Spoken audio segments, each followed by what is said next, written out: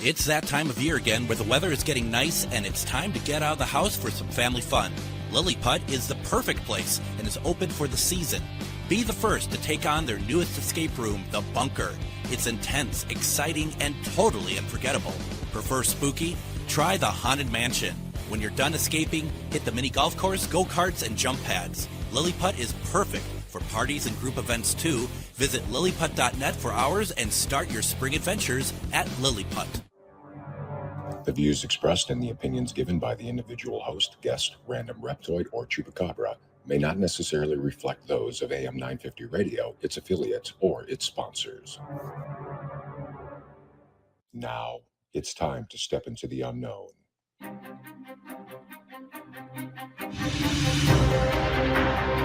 There are things people experience but never talk about.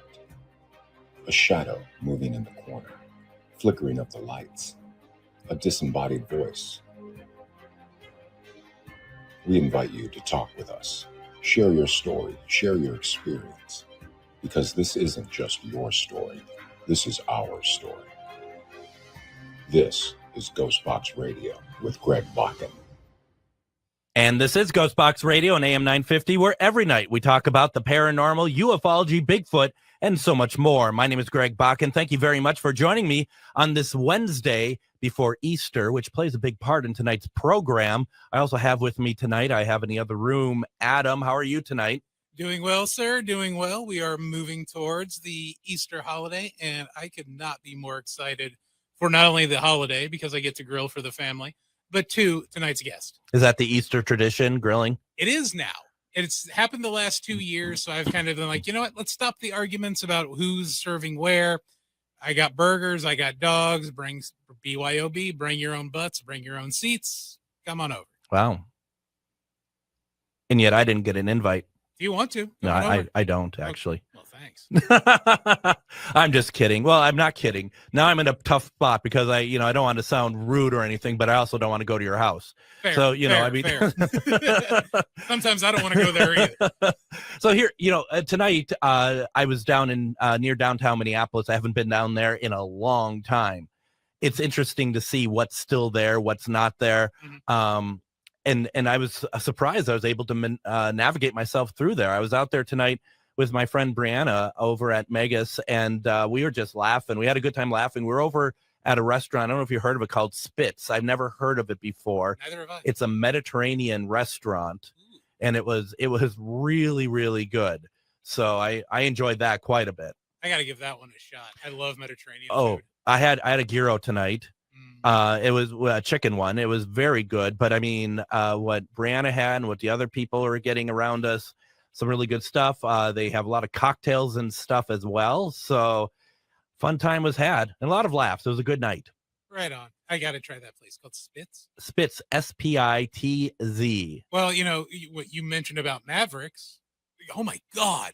That Philly is amazing. Did you go? Yeah. That Philly is absolutely amazing. Probably one of the best I've had in, God, I would honestly say about 15, 20 years. Well, I'm glad you went. That was so good. That was very good. We should still get a GhostBox Radio group out there one day. Oh, I think we should. That would be and fun. just go and everyone pay for their own, obviously. Yeah. But we got to put the disclaimers in now. We don't want to overpromise anything. We're not even going to give transportation. Just meet us there. Yeah. I know I'm making this sound really good. So tonight, I'm excited about this. I really am. I know, Adam, that you've been really excited about the idea of our guest tonight. Our guest is author Robert K. Wilcox. And, I've said this before, and I will always say this, is that it is very clear when I do the show and I talk about religion and stuff, I do stay in the Christianity Catholic arena because that is what I know most. It doesn't mean that we won't venture into other areas, but it's especially around Easter. There is something about those artifacts and those rituals and stuff that I find very interesting. The one that I find the most interesting is the Shroud of Turin.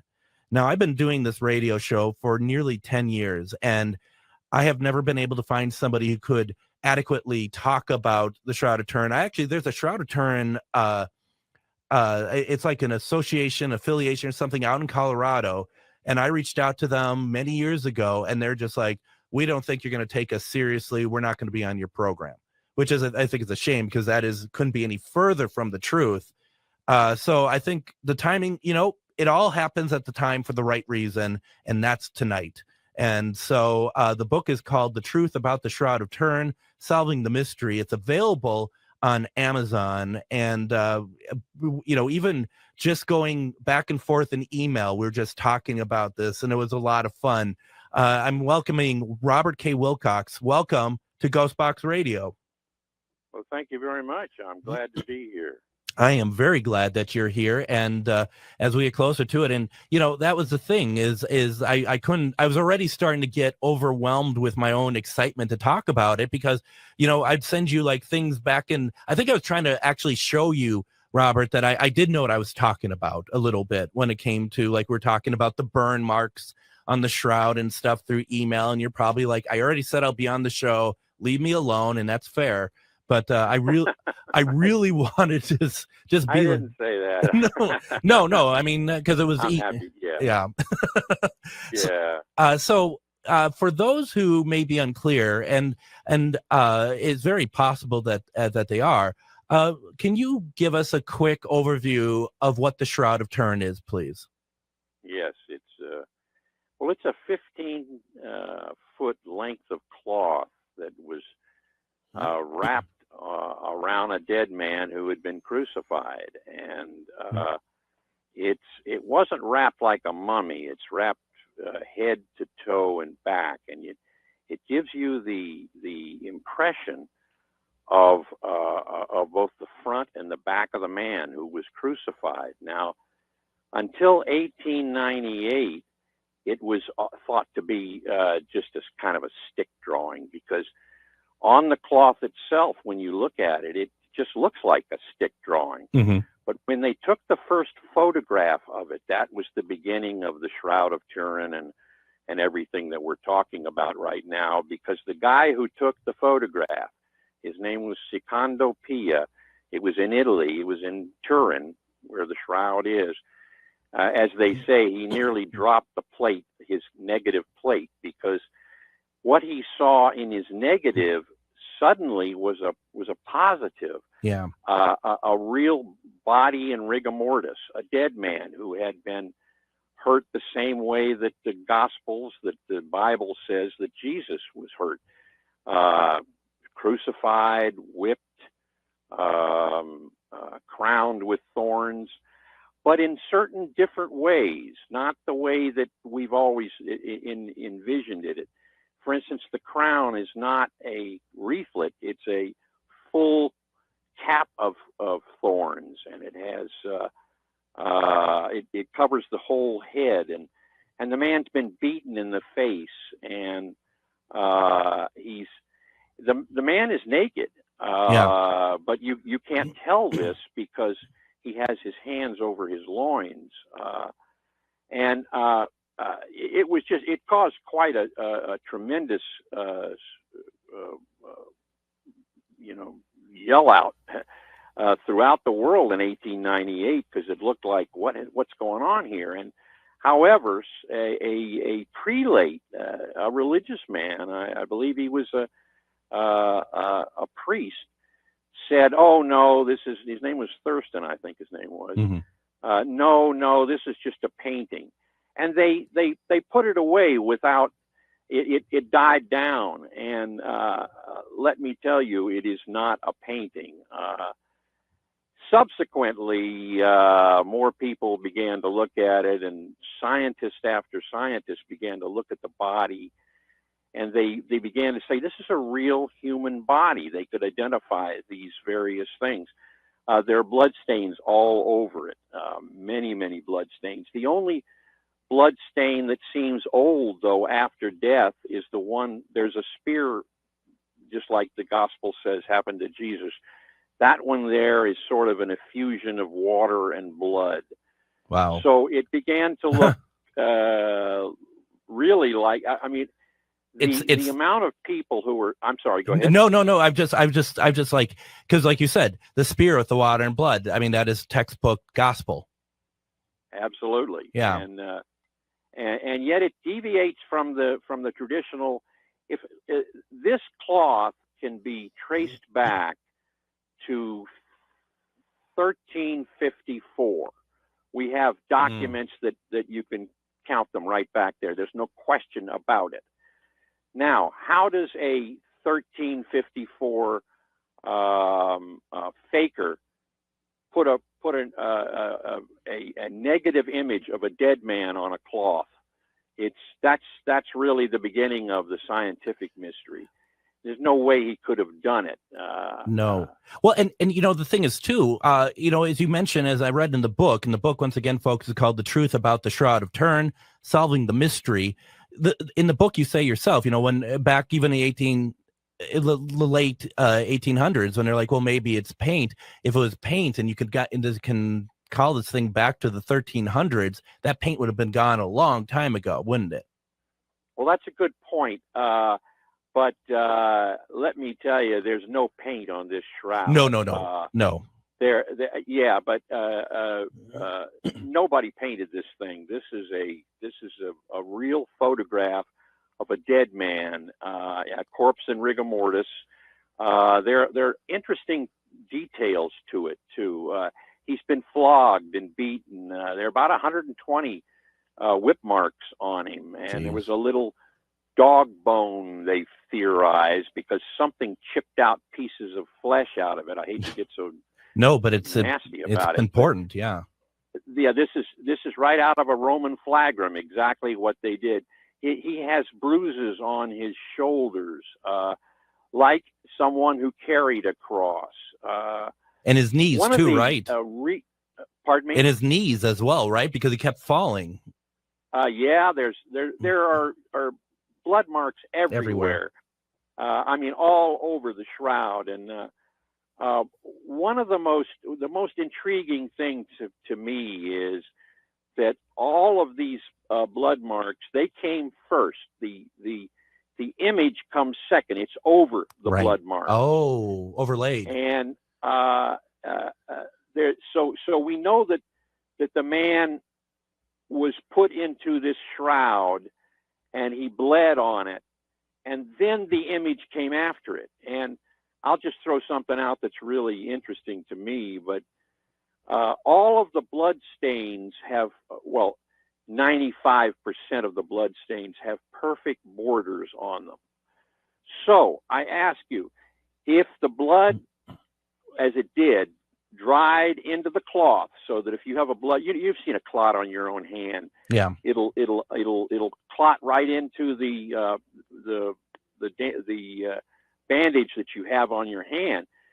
How could someone take the cloth off without ripping all these pieces of all these blood clots that 95% of them have perfect borders? They do. They're real blood, say doctors. You see the separation of serum and cellular mass in them. And that's the way real blood behaves. And once this person was put into this cloth, it would have hardened. The blood would have hardened. And there's no way you could pull that cloth off of him to get the body out. So how did the body get out of the cloth? That's something that is.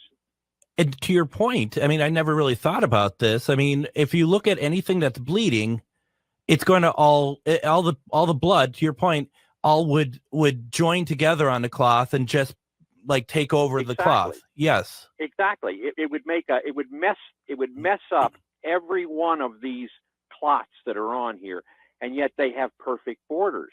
They're not messed up. Nobody pulled that cloth off of the body, because the body, it got out of the cloth in some way that is supernatural. And that's the implication here. So I also like the fact, Robert, that I guess this is a way, whether, and we'll talk in the next segment about, who we think this person is, even though we're alluding down that line very strongly. But, the idea in reading from the book and stuff that, I take for granted is this is a wake-up call for a lot of people when they think about crucifixion, when they see that the nails are not going through the hands, they're going through the wrist. They're not going through the feet, they're going through the ankles. Which it makes exactly, to us, it makes sense now, because that's what supports that person on the cross. But everything that we've always heard, and I think it's kind of said in the Bible, isn't it, that it was hands and feet? Yes, absolutely. And you make a tremendous point there, because I mean, every depiction I've ever seen always puts the nails through the hands. But the hands won't hold a person on a cross. And this man had his hands way, way up above him. You can see from the blood flows. They're going down the arm. And if you put the nails in the hand, it would rip through from the weight of the body. Yeah. So where they put the nail, and where it is on the Shroud of Turin, it's in a space called Destote's space, which is above of the hand. It's, if you put your hand on your wrist and push down, you'll feel it. It's like a little hole. That's where they put the nail. Oh, yeah. These are realistic details that you just don't get anywhere else. Especially in pictures of Jesus on the cross and so on. Absolutely. This is an absolutely fascinating conversation, and I'm loving every second of it. If you have any comments or questions, please put it into the comments on the Facebook Live. Let's do this. Let's take our first break. When we come back, we got a lot more to talk about with the truth about the Shroud of Turin. Our special guest tonight, Robert K. Wilcox. We got so much more to get through. You're listening to GhostBox Radio on AM 950. Greg Bakun here. I love historic tours of Minneapolis and seeing everything it has to offer. But if you know me, I like to include a little spooky in my tours, which is why I found the perfect combination. Minneapolis Trolley Tours does this amazing candlelight ghost tour that you have to check out. It's an extremely immersive experience. It's a trolley trip that starts out at a haunted mansion, traveling around Minneapolis locations exposing ghost stories that the public and business owners would rather left untold. Then a tour of the aforementioned haunted mansion where ghosts of past residents from the 1800s reside, plus a lot of surprises to discover. Next, experience Gertrude's After Hours. Did I mention Gertrude is the mansion's most famous ghost? Maybe she'll show up. And you finish up the tour at Gertrude's Lounge in the haunted basement of the mansion with refreshments and Q&A. The trolleys are climate controlled and the mansion is restored to perfection. Check out MinneapolisTrolleyTours.com for more information. Have you ever met someone who not only can help you on a deep spiritual level, but also potentially change your life? Refined Divine is an extremely gifted psychic medium who travels the nation and lives right here in the Midwest. And she offers mediumship, mentorship, house and business parties, energy healing, palm readings, and so much more. Refined Divine has helped thousands, and she can help you. Hi, this is Psychic Medium Deb. I cannot wait to hear from you. You can go to refineddivinepsychic.com. Greg Bakun here. Like you, I love good, fresh, delicious food. So I want to tell you about this treasure in Roseville called Maverick's Real Roast Beef. Maverick's has the best roast beef sandwiches I've ever had. Made fresh, every order. Add fries or onion rings dropped in the fryer when ordered, and you have a winning combination. Maverick's Real Roast Beef has a lot more than roast beef, so check out their website, mavericksbeef.com, or check out their restaurant on Lexington in Roseville. It's that time of year again where the weather is getting nice and it's time to get out of the house for some family fun. Lily Putt is the perfect place and is open for the season. Be the first to take on their newest escape room, The Bunker. It's intense, exciting, and totally unforgettable. Prefer spooky? Try the Haunted Mansion. When you're done escaping, hit the mini golf course, go-karts, and jump pads. Lily Putt is perfect for parties and group events too. Visit lilyputt.net for hours and start your spring adventures at Lilyputt. So Adam, what do I finally get the title of the voice of AM 950? I mean, these breaks are all about me now. It really is, and that makes it really hard to edit this at the end of the night because it's your voice wave like the entire time. I don't know. Did I get the vibe right on the tiki? You the did. tilted tiki? All right. Yeah, I really liked the music on that one too. Oh, good. It was really nice. Oh, good. So, yeah. All right. Well, anyway, welcome back to GhostBox Radio on AM 950. My name is Greg Bakun. We're having a fantastic conversation tonight. We have on author Robert K. Wilcox. We've been talking about the truth about the Shroud of Turin. We've been talking about just kind of the background of this. What are we calling this, Robert? I keep wanting to call it like a cloak, a garment. It's none of those. It's linen. What am I trying to say here? Yeah, the Shroud of Turin. It is a 14-foot length of linen cloth. That's what I meant to say. Yeah, it's linen cloth, and it's in a herringbone type of design, I guess, which is very what they had in Jerusalem and around the Middle East at 2,000 years ago. So that's another discussion, is whether or not it's the right cloth, but it is.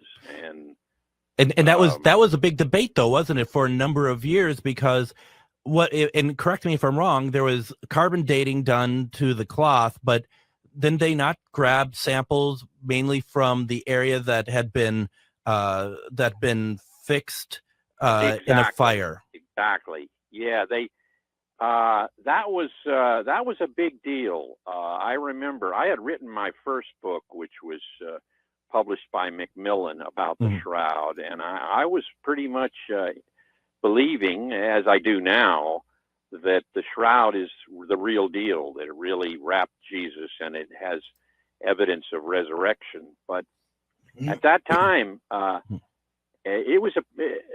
there had been a study on the Shroud. They were allowed some scientists, a whole bunch of scientists, they called themselves Stirrup. I forget what it means, but they had done a study of the Shroud and had, for instance, found there's absolutely no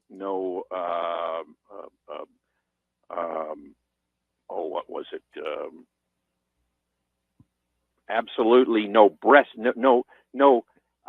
paint on it at all, as a stroke. You know, there were some little tiny little. So anyway, that was one of the things they had done, and then they were asked to provide this group of people who were really very anti-Shroud people with a piece of the cloth, and they gave them a piece that was off of the very end of the Shroud, and it was found to be in the 13th century or the 14th century, 1300 somethings, which is right when we could actually put it back there. And they got on TV and said the Shroud is a hoax and so on.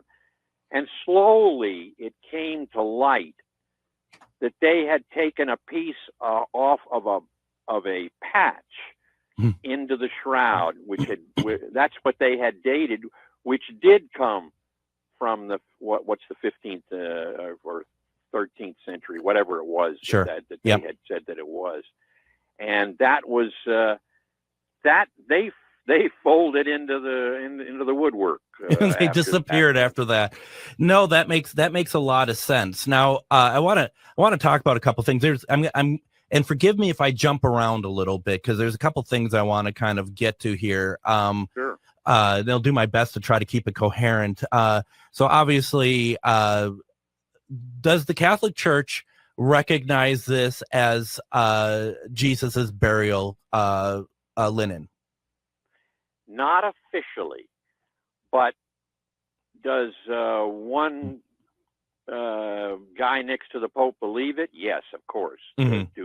They haven't done it officially, but they've done so much for it now. They took it out of it. At one time, I was the only I was the only person who had color photos of the Shroud. No. And the reason was, in 1973, I went to the an exposition of the shroud. These were only held at great moments it was owned by the king, not by the church. Okay. And I got so close to it, I said, gee, somebody could throw a match on it and blow it up. But what I was getting to is they have now put it into a great vacuum sealed thing that nobody can get to, because the shroud has been through so many things in its history where it could have been destroyed, but it wasn't. But anyway, that was, I forget what we were talking about, but they've put it into this. Oh, yes.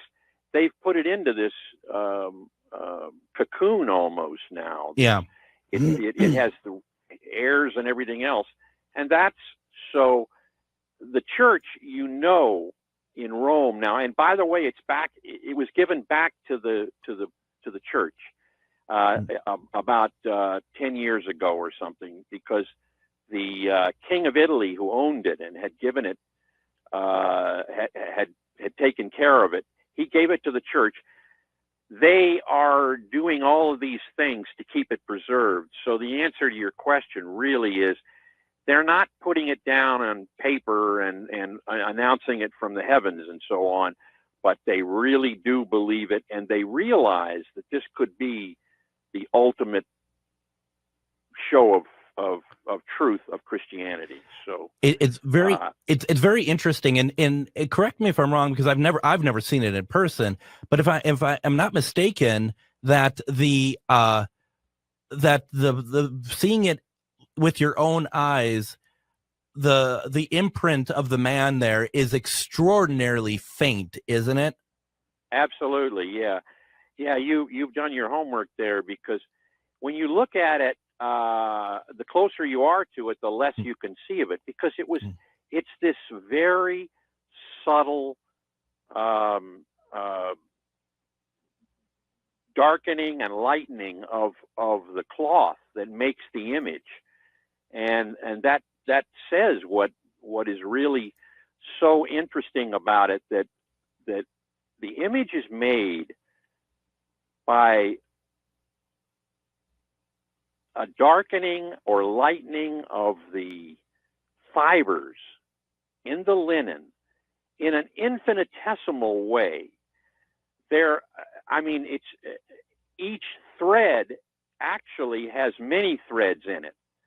And each one of those is, I don't want to say singed. No, they are affected with color, either lighter or darker, in a very minute way around each thread, which you and I couldn't even hold. Right. Something did to that. And nowadays, I think they're getting close to saying it was some sort of cold nuclear explosion, but that's a bad term to use. But there are such things as that would give this kind of blast of heat or light very minutely, that would make this kind of uniform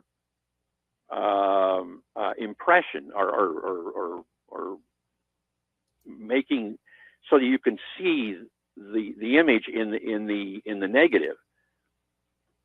And it's also like, and this is what's so amazing about it. It's obviously a huge rush of energy that creates this imprint on this linen, in my opinion, the way I see it, but it clearly doesn't do anything to which you would think would damage the linen itself. The only damage that's come to it had been the fire centuries later. So, it's like there's something, and I get your point when you say the word nuclear, where it's just like it kind of some kind of like instant flash that imprints what's happening. Yes, instant cold flash. Sure. And I was I just recently was reading something about the shroud, and there are some people who think that that's what it is. I forget the name of a cold type of nuclear work, but it has to do with something happening, and it could have done that. But the thing that is so incredible is how precise every one of these millions of fibers on the shroud are exactly impacted the same way. So it's even. You can make a 3D image out of the Shroud of Turin. Now that's one of those things with a space age type mechanism. It's called a VP8 image analyzer. That's the kind of thing where you can turn the shroud around, you can turn the man in the shroud around, Sure. and look at him. I see what you're saying. He has that. You can't do that with photographs. No. You can't do that with painting. So one of the things too, like it can't be lightning because I'm like, it can't be lightning because I'm going off of my religious belief that he's in some sort of burial stone, but we don't know. I mean, we would assume that regardless because that was the way it worked back then, but we don't know that for certain though, do we? Well, lightning would have destroyed the float. That's it would true burn as well. It would knock it out. Whatever did this, its power was light. And I don't mean just light like you get from a light bulb, but I mean light. It's tiny. Its power was tiny in that sense. And I understand that in some atom type understanding that you can have that in a, for lack of a better word, a flash of that light. Sure. It would be like cold light. Absolutely. I do have a question from the comments here. Richie B says, is it a divine method that makes the image or scientific? Well, that's how you want to look at it. In my opinion, this is evidence of the resurrection. Yeah. So I tell you that it's a theological thing, but science has worked this thing over. And the best they can say is it's indecipherable. It's unexplainable. So you can take your pick. And I think it's interesting because I think that alone, and everyone's going to have their own opinion on religion or anything else, but that piece alone is what I think you can define as a leap of faith in a sense that you could be like, I choose to believe that this is what it is. And that's part of what I think. Sure. I think there's a difference between religion and faith, in my personal opinion, that, you're like, and I'm actually, Robert, just so you know, I'm right there with you. The idea of like that I choose because there hasn't been anything presented to me that makes me think otherwise. Exactly.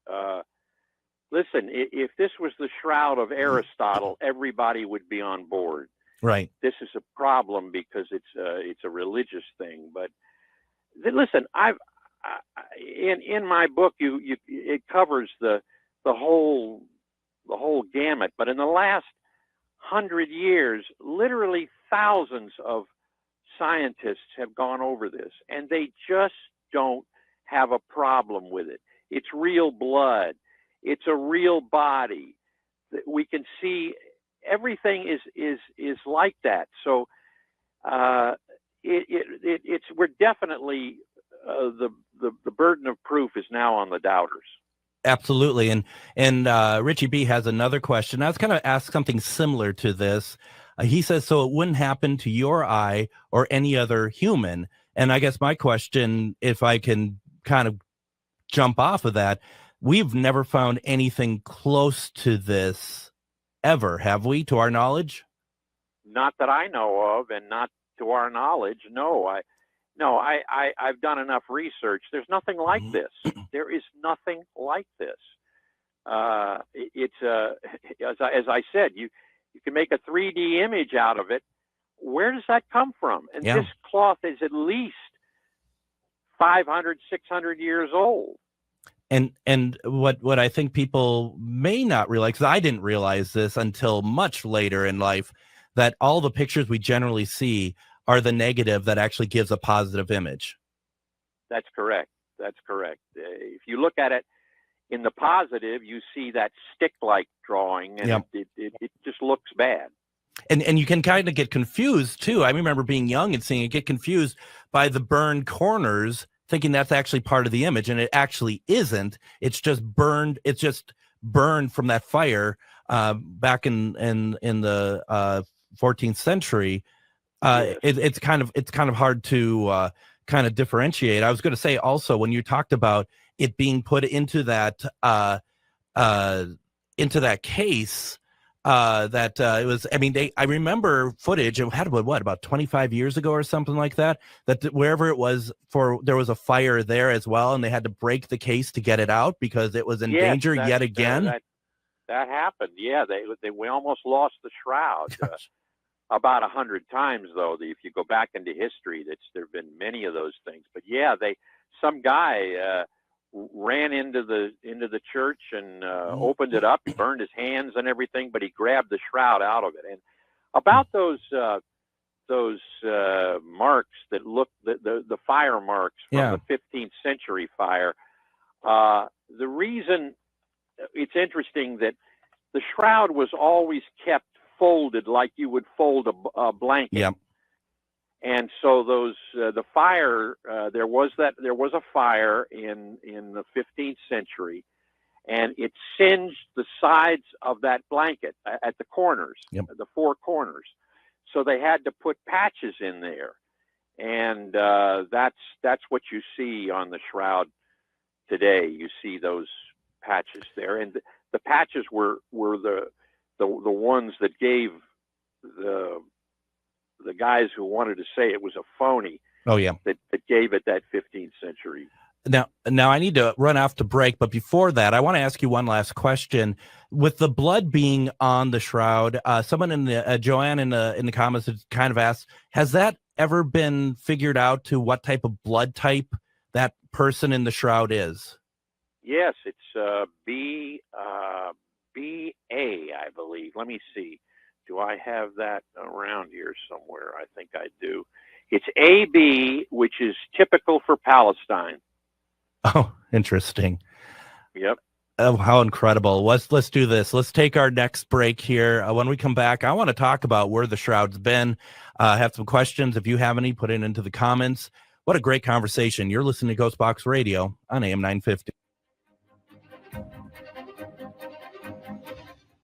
Greg Bakun here. I've told you about the out-of-the-world roast beef sandwiches at Maverick's Real Roast Beef, but I haven't told you about their Philly steak sandwiches, turkey, bacon, avocado sandwich, BLT, crispy chicken, fish sandwiches, brisket, or pulled pork. Okay, you get the idea. They make a lot of delicious food to the same standard as their famous roast beef sandwiches, and now I'm starving. I'm going to go to Maverick's Real Roast Beef off Lexington and Roseville, and you need to go too. Check out their menu at mavericksbeef.com. It's that time of year again where the weather is getting nice and it's time to get out of the house for some family fun. Lilliput is the perfect place and is open for the season. Be the first to take on their newest escape room, The Bunker. It's intense, exciting, and totally unforgettable. Prefer spooky? Try the Haunted Mansion. When you're done escaping, hit the mini golf course, go-karts, and jump pads. Lilliput is perfect for parties and group events too. Visit lilliput.net for hours and start your spring adventures at Lilliput. Support comes from Hennepin Arts, presenting Hidden Brain Perceptions Tour with Shankar Vedantam. Are there parts of our minds that are hidden from us? This question launched the Hidden Brain podcast 10 years ago. Now host and creator Shankar Vedantam brings 7 key insights from the first decade of Hidden Brain to the stage. Whether you're new to the show or a longtime listener, this evening of science and storytelling will change how you think about yourself. Tickets available at hennepinarts.org. Have you ever met someone who not only can help you on a deep spiritual level, but also potentially change your life?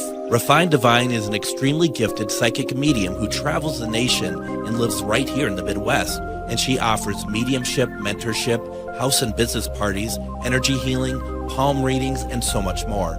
Refined Divine has helped thousands, and she can help you. Hi, this is Psychic Medium Deb. I cannot wait to hear from you. You can go to refineddivinepsychic.com. Greg Bakun here. I love historic tours of Minneapolis and seeing everything it has to offer. But if you know me, I like to include a little spooky in my tours, which is why I found the perfect combination. Minneapolis Trolley Tours does this amazing candlelight ghost tour that you have to check out. It's an extremely immersive experience. It's a trolley trip that starts out at a haunted mansion, traveling around Minneapolis locations exposing ghost stories that the public and business owners would rather left untold. Then a tour of the aforementioned haunted mansion where ghosts of past residents from the 1800s reside, plus a lot of surprises to discover. Next, experience Gertrude's After Hours. Did I mention Gertrude is the mansion's most famous ghost? Maybe she'll show up. And you finish up the tour at Gertrude's Lounge in the haunted basement of the mansion with refreshments and Q&A. The trolleys are climate controlled and the mansion is restored to perfection. Check out MinneapolisTrolleyTours.com for more information. And join me tomorrow on GhostBox Radio with Greg Bakun. We're going to replay our interview with author C.L. Thomas. She talks about her book, Dancing with Demons, A Paranormal Encounter. It was a great conversation, definitely one worth listening to again. If you want to, you can join me on GhostBox Radio with Greg Bakun Facebook page at 9 p.m. Central Standard Time tomorrow as we do our next edition of Myth or Mystery, which is our panel show with seasoned paranormal investigators and mediums as we take a look at clips and decide whether what people had sent us, these clips, whether they're paranormal or not. And a lot of viewer voting is included with that as well. So definitely, if that sort of thing is interesting to you, please check us out. It's a lot of fun. Welcome back to GhostBox Radio. My name is Greg Bakun, and we are talking about the truth about the Shroud of Turin. And I see some people in the comments a little unclear about what the Shroud of Turin is. We're not going to rehash it. Certainly, please take a listen to the episode. Robert does an amazing job of explaining what it is, but it is the burial cloth of a man that has their body imprinted, which a lot of people, including myself, believe could very well be the body of Jesus Christ, as that those markings on there are very similar and very exacting, actually, to what has been recounted in the Bible when he was crucified. So that is really where we're at with that. I got some questions, but in the comments, I have Carol, and Carol says, I truly believe it is the Shroud of Jesus, but I have what may be a dumb question. So can DNA testing be done? I think they are trying to do that, but the problem is the ancient, the age of the cloth. I can't give you a perfect answer for that, but I believe it's in the works when they can get the right DNA situation. That's about the best I can do for you. Well, and the thing is, and I mean, I'd love someone to prove me wrong. I don't think you can do a DNA testing because we don't have any other DNA of what we believe is Jesus.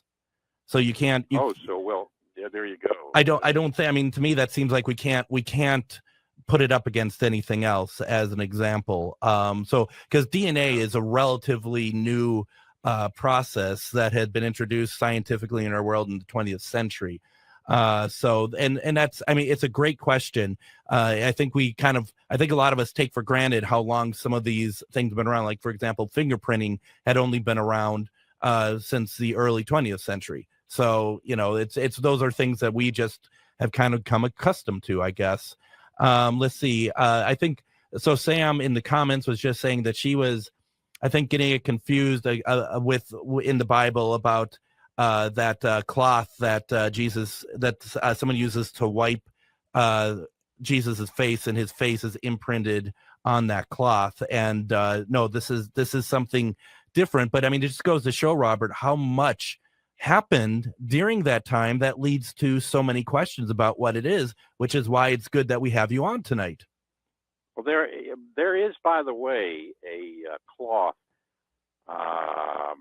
It's called the cloth of I'm trying to think of the name of it right now, but anyway, it's in Spain, and it's been around since the 6th century, and they have taken Oviedo. That's what it's called, Oviedo.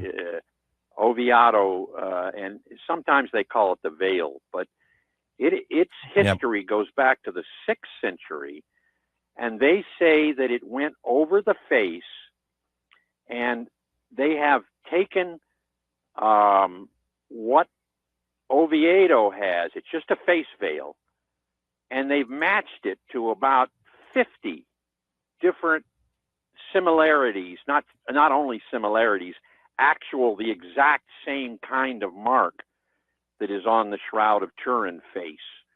Now, it doesn't show a face. It shows blood. It shows massive amounts of blood, and what they've done is put it over the ridge of the nose, matching the two, the way it goes over the nose and so on. So that does exist. I see that. This is new to me, and Sam brought this up in the comments, and so thank you, Sam, for that. The Sudarium of Oviedo. That's it. Yep. That's it. And I'm looking at it now, and I get it. Wow, incredible. That's the next thing I'm going to be looking at here. So. And then Richie had said we could match ethnicity with DNA, correct? And we kind of talked about that already. It matches Palestinian blood, if I'm not mistaken. Yes, the blood type is from that area. Yeah, and there are also pieces of not vegetable, but plants and so on that come right from the area of Jerusalem, even. I mean, they've made lots of matches like that. I thought that it was very interesting to note that wait a minute, what did I have here? Doggone it, I just had something here that I wanted to say that here it is. The picture of Jesus in the first 5 centuries was of a young man, sort of Grecian-looking, no beard or anything. Well, the shroud, its journey goes from, and there's a good way to do this, right from the tomb. It goes to Edessa, Syria, and in 544. It's taken out of the walls of Edessa, Syria. It was put there because Christians were being martyred and so on. Mm-hmm. And this what they called the Mandelion, which we think is the Shroud of Turin, came out of it. And suddenly, throughout Christendom, the portrait of Jesus changed from that young child to the face we see in the shroud. I mean, long hair, mm-hmm. truncated mustache, broken nose, the whole thing. Huge eyes, which are distinguishing in much of it. So it looks very much like when that was discovered in the 6th century, the Mandelion, which we think is the shroud, that suddenly, okay. and from there, it was exalted. It was taken to Constantinople. The shroud was taken out weekly there, and then it disappears. And it's connected to the Knights Templar. I don't know if you've ever heard of them. Yeah, that was actually going to be my next question, Robert, about did the Knights Templar ever touch that thing? Well, there's a lot of evidence that the Knights Templar didn't steal it, took it, probably in around the 1200s when they took over when the Fourth Crusade went to Constantinople. That's where we think the shroud was. They took it. It disappeared, and it surfaces in 1354 in the home of a Knights Templar nephew. So that's the connection that you can make with that. But it's a pretty good. You can make a pretty good history all the way from the day they gathered both the shroud and the cloth that went over the head, which we just spoke about, from in the Bible that talks about that. And then it goes to Edessa. It's found in the Edessa city walls. Then the picture of Jesus changes, and it goes to Constantinople. It's taken by the Templars, and then it finally the history that we can actually is bona fide, that we know of. We can trace it back piece by piece. Is a Templar nephew, I think he was. Incredible. And it's interesting because when people find anything that's of value of any kind, the first question is, do we have any provenance? Like we hit back the lineage of it, and it feels like that there's a fair amount of provenance with the Shroud of Turin. Very much. I didn't give you really. I mean, it would take a half an hour to go through all the little this and that stuff, but you can take it right back to the tomb. And that's incredible. I mean, that is truly incredible. And once again, folks, the book is called The Truth About the Shroud of Turin, Solving the Mystery. Robert K. Wilcox has written this. I have the Kindle version, which is what I'm reading right now. And I think this answers the question, so to speak, just by you saying that you can able to kind of trace us back to the tomb. But Richie asks, I think narrowing the geographical area down definitely says a lot.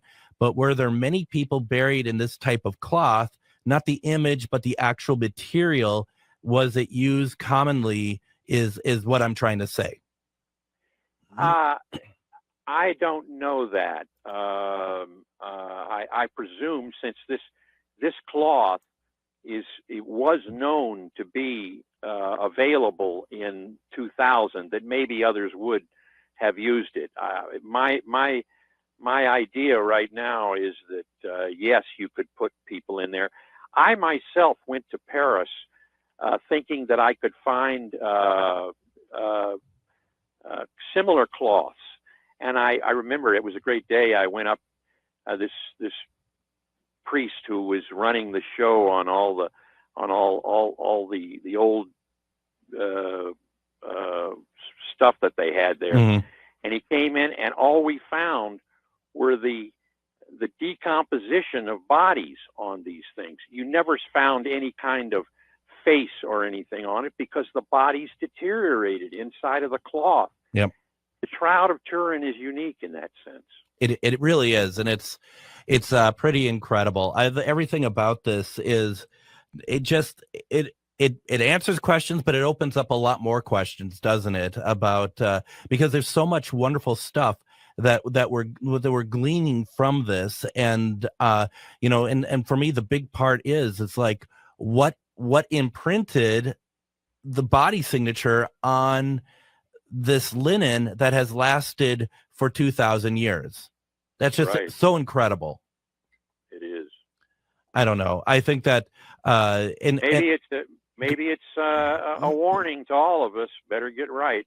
Better stop doing all those bad things. Well, I mean, yeah, I would think so. I would agree with that. I'm just kind of seeing if we got any more questions here. And we did answer this earlier. You mentioned it earlier, but Sam, I do think that you should definitely re-listen to the episode. But the cloth, once again, is where? The Turin, the Shroud, I should say.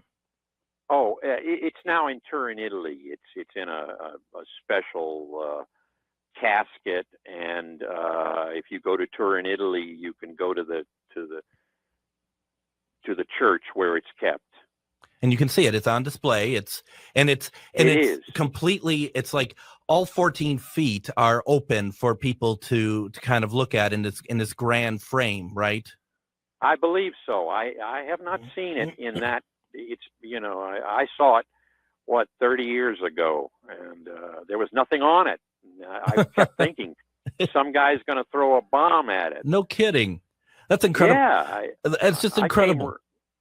I got so close to it because I'm taking pictures of it, and I said, how can I do this? Somebody could burn it or something. And they realized that, and they stopped that. Yeah, no, absolutely. And I just think about the first time I ever even heard about the Shroud of Turin. This takes me back, a show called In Search Of. That's where I first ever heard of it with Leonard Nimoy. I don't know if you're familiar with the program back in the late 70s. And yeah, sure, I remember that. Yeah, I've heard that. That's where I, and it was a really very intriguing, but thank goodness, Robert, for books like yours, because this is really really important. And we haven't, as Robert mentioned, we haven't talked a whole lot about a lot of stuff that's in the book. I mean, this is just a very general overview.